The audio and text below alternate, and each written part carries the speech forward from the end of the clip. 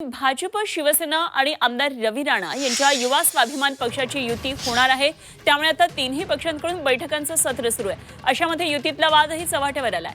आमची युती भाजप शिवसेनापुरती मर्यादित असल्याचं शिवसेना नेते माजी आमदार अभिजित अडसूळ यांनी म्हटलं।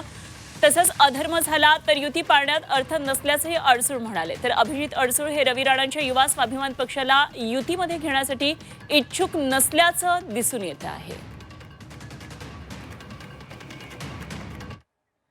त्यामध्ये ढवळाढवळ करणार नाही आणि आम्ही आमची शिवसेना आणि भाजपापुरती हे युतीची बैठक मर्यादित असेल। या महाराष्ट्रामध्ये पाडला गेला महायुती असून सुद्धा माझ्याच विरोधामध्ये त्या ठिकाणी भारतीय जनता पार्टीचा माजी आमदार ज्या आपण प्रश्न विचारला तो अतिशय संयुक्तिक आहे की तशा पद्धतीने जर युती धर्म पाळला गेला नाही तर शिवसेनेला सुद्धा कुठेतरी युती धर्म मग पाळायचे की नाही हा विचार करावा लागेल। आम्ही आमच्या वेळी आमच्या एकट्याचा विषय होता म्हणून त्या ठिकाणी पाळला गेला, परंतु यावेळी पुन्हा तशा गोष्टी घडणार नाहीत। जर अशा पद्धतीने जर अधर्म केला गेला तर नक्कीच मग युती पाळली जाणार नाही।